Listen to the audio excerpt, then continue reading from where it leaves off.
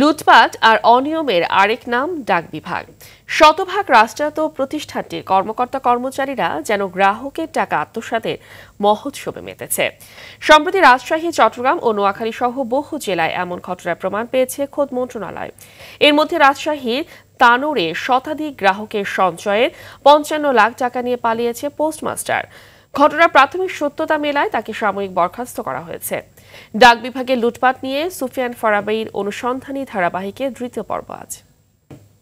নগদের কাছে সব গ্রাহকই প্রিয়, তাই তো সারা দেশে ক্যাশ আউট চার্জ সবচেয়ে কম।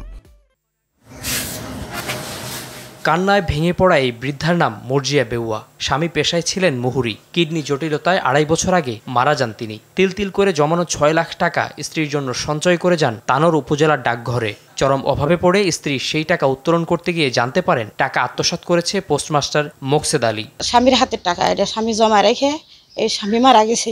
মারা যাওয়ার পরে টাকা দিচ্ছে না, আর আমাকে দিল না। টাকা ওই তুলে লিছে এই সপ্তাহ ওই সপ্তাহ এরকম করে ঘুরায় দিয়ে। আমার বোনের বেটাকে নিয়ে আসলাম, সোহেল সারোয়ার। আইসা গেওয়ারের কাছে শিকার কাছে টাকা আমি তুলে লিছি, দিয়ে দেবো। আর দেয়নি আমার টাকা। এই টাকা না হলে আমি কি করে খাবো? আমার খাওয়ার কোনো পথ নাই।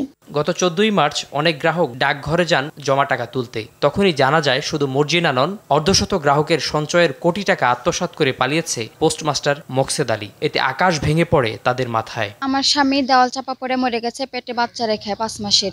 সে টাকা ওরা দিয়েছে ১ লাখ টাকা, ৫০,০০০ টাকা রাখা হয়েছে পোস্ট অফিসে। ওরা নিয়ে সে টাকা নিয়ে পালাইছে। একটু করে মানুষের বাড়ি দাঁড়িয়ে দাঁড়িয়ে কাজ করে আমার ৯০,০০০ টাকা হয়েছে। এখন মেয়ে টাকা আমি বিয়ে দেবো। প্রতিদিন ঘুরায় লেনদেন নেই। তো তোমার কাছে লেনদেন হলে তো আমি কি করবো? আমার টাকাটা দিলে আমার টাকাটা দেন। টাকা দেন, একদিন দিতেছে, রোজার ভিতরে যাই দেখছি পালে আছে লেগেছে। নগদের কাছে সব গ্রাহকই প্রিয়, তাই তো সারা দেশে ক্যাশ আউট চার্জ সবচেয়ে কম।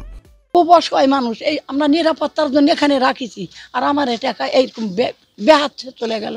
আমরা এখন পথের ভিখারি।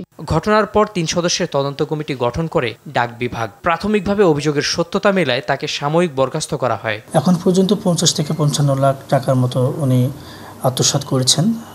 সেই হিসাবটা ওনার কাছে পাওয়া গেছে। ওনাদের মতো ডিপার্টমেন্টাল যে ব্যবস্থা সেটা গ্রহণ করেছেন, সাময়িকভাবে ওনাকে বরখাস্ত করেছেন।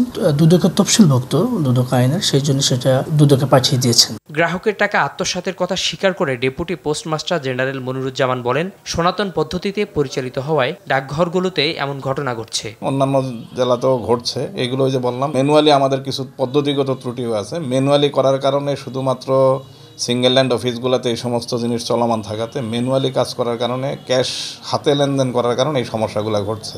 এর আগে রাজশাহীর কাটাখালী ডাকঘরের পোস্টমাস্টার হাসিনুর রহমানের বিরুদ্ধে কোটি টাকা আত্মসাতের অভিযোগ উঠেছিল। সেই মামলায় এখন সে কারাগারে রয়েছে।